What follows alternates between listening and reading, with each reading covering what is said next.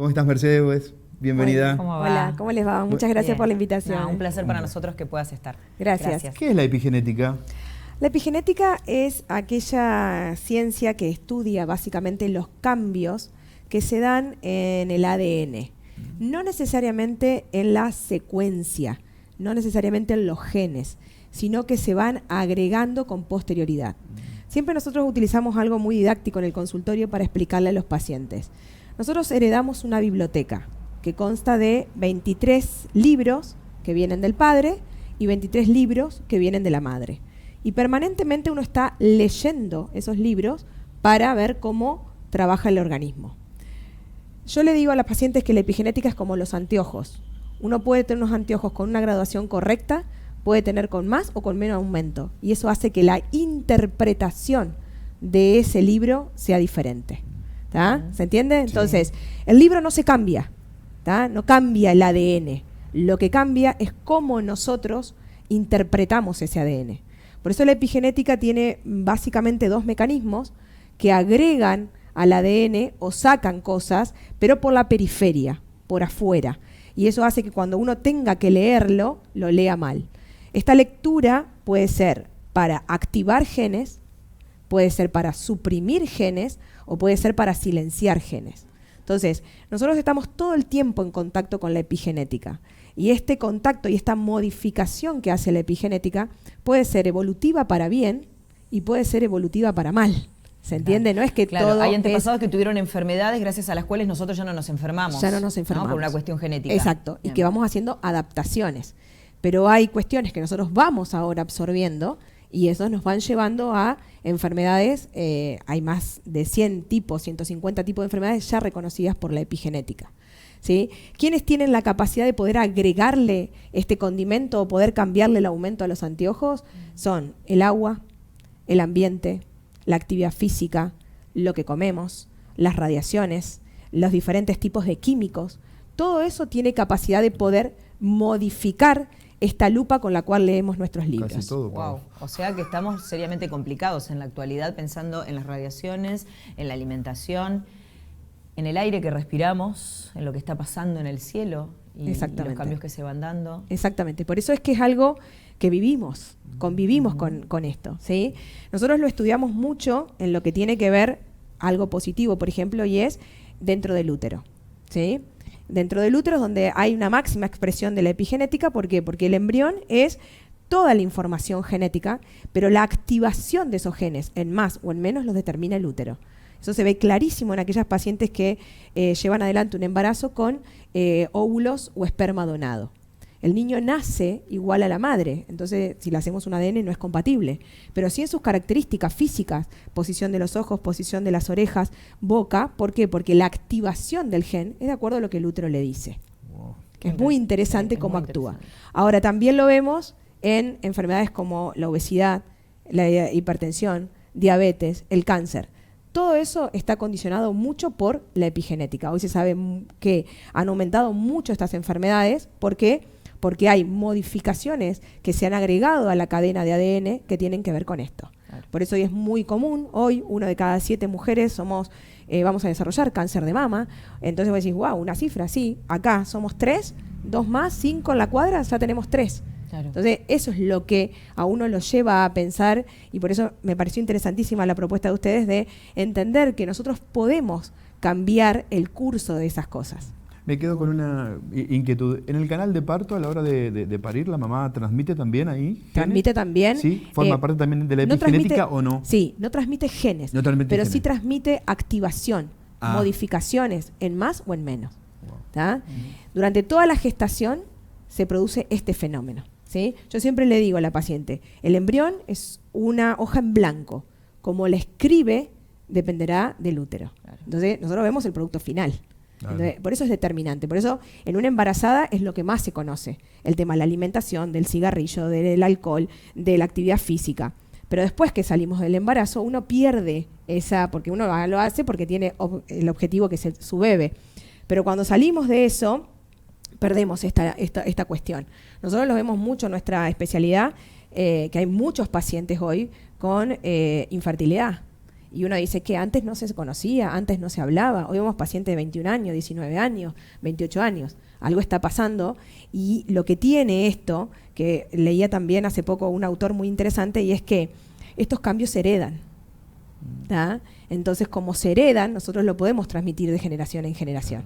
Entonces, por eso hoy cada vez tenemos pacientes con enfermedades, por ejemplo, en los espermatozoides, cada vez más jóvenes. Porque estos agregados que va dando la epigenética tienen capacidad de heredarse. Claro. Sí, incluso, a ver, pensaba mientras hablabas, Mercedes, hemos hecho programas acá. Nuestro segundo programa tuvo que ver con envenenados y donde ya empieza a haber muestras de restos de agroquímicos en las placentas, ¿no? Pensaba en esta incidencia en estas generaciones. Pero bueno, buscándole la posibilidad de revertir esto que nos toca, que no necesariamente tiene que ver con una herencia, sino con otras condiciones. ¿Cómo modificar eso? ¿El cambio de alimentación puede contribuir, por ejemplo, supuesto, a reducir la infertilidad? Pensando en esto que vos hablabas, de la enorme totalmente infertilidad que ya se empieza a ver en personas muy jóvenes. De hecho, hoy en los congresos de fertilidad de lo que más se habla es de la alimentación y el microbioma. ¿Qué es el microbioma? Es la composición de bacterias que nosotros tenemos y que eso depende de la cantidad de bacterias que hay en el intestino. ¿Quién regula la cantidad de bacterias que hay en el intestino? Lo que comemos. Entonces, hoy estamos buscando, ¿sí?, causas que por ahí son muy subjetivas, entonces por eso es como difícil de entenderlo. Pero sabemos que todo lo que somos es lo que consumimos y lo que queremos ser. Eso es muy interesante. Entonces, la actividad física, el autocuidado, pero no solo el autocuidado de más flaco, más gordo, más músculo, menos músculo, no.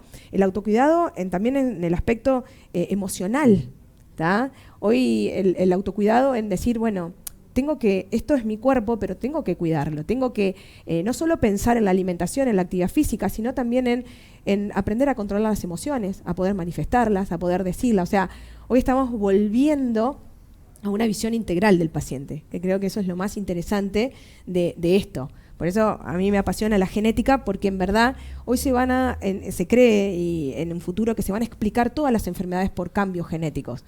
Pero el cambio tiene que ver con la vida del paciente. Claro. Estuvimos charlando un ratito fuera de aire y bueno, hizo toda su residencia y estudió mucho tiempo en Buenos Aires, en el Hospital Británico, en Buenos Aires, pero la decisión de Mercedes fue venirse a vivir al interior. Por eso elige también Paraná. Ella es entrerriana, pero no es de esta ciudad.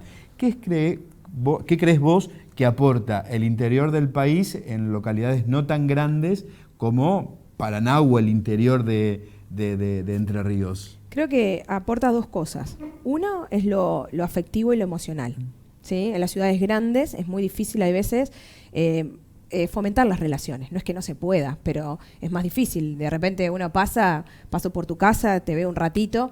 En las ciudades grandes, por ahí, si uno vive, por ejemplo, yo vivía en Buenos Aires, mi amiga vivía en Belgrano y yo estaba en el Hospital Británico en Constitución y no era tan sencillo. Tenías una hora de subte y si estaba cortado, ¿me explico?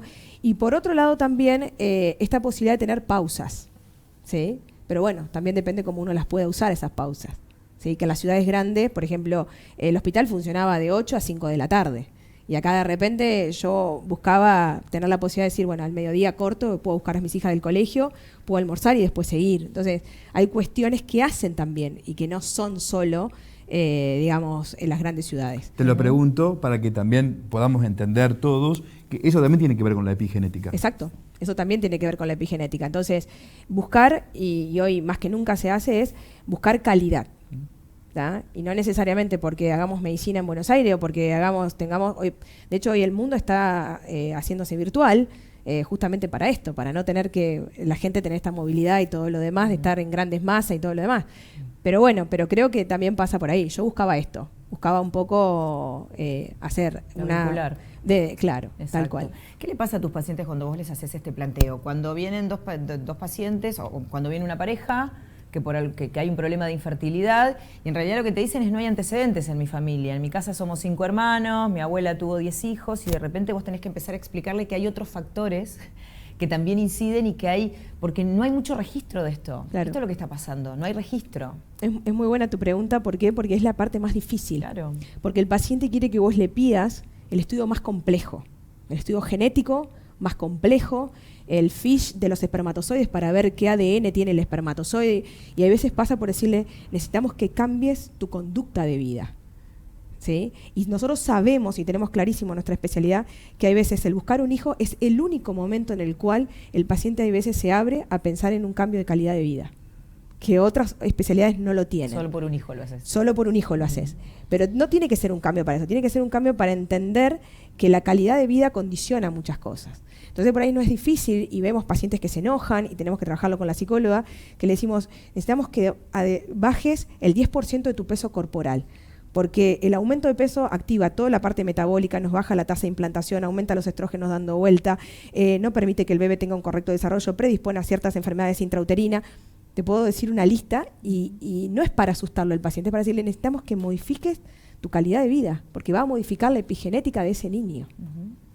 ¿Y en qué grado vos sentís que tiene una responsabilidad en esto y la medicina occidental, la medicina hegemónica como la conocemos acá, ¿no? Esta medicina que nos fue diseccionando en partes, tratándonos como partes separadas y además ofreciéndonos siempre el fármaco, ¿no? Exacto. Que es eso que es lo más que calma fácil, lo más rápido.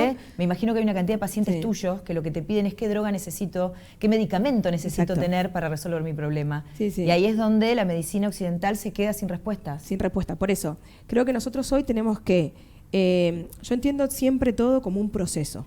Eso fue un proceso interesante que permitió focalizar y profundizar muchas estructuras. Pero ahora viene la otra etapa, viene la etapa de integración. Perfecto. Entonces, eso no tenemos que dejarlo de lado, porque es buenísimo, porque eso nos permitió que hoy seamos todos especialistas en algo muy puntual, que lo requiere, porque hoy ha avanzado mucho.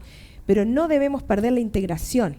Entonces siempre tenemos que buscar el equipo del paciente, que es lo que yo le digo. Nosotros tenemos que ser un equipo entre la nutricionista, la psicóloga, el clínico que hace fertilidad, si necesitas una cirugía, el cirujano. Entonces creo que hoy la medicina apunta a eso, a tener una visión más integral, ¿sí? Y no por partes, como fue hace un tiempo. Creo que esa va a ser a lo que vamos. Es el desafío. Es el desafío. Y de eso va este programa también, tener una mirada holística, integrativa, para poder ser mejores personas y poder comprendernos un poco más. Exacto. Desde todo punto de vista. Mercedes, un placer. Muchísimas gracias por haber venido. No, por favor a ustedes por interesarte este tema que parece muy raro, pero es lo cotidiano, es el día a día. Podemos cambiar nuestro futuro. Ay, gracias. Mercedes Cabrera, ella es tocoginecóloga especialista en fertilidad y genética clínica.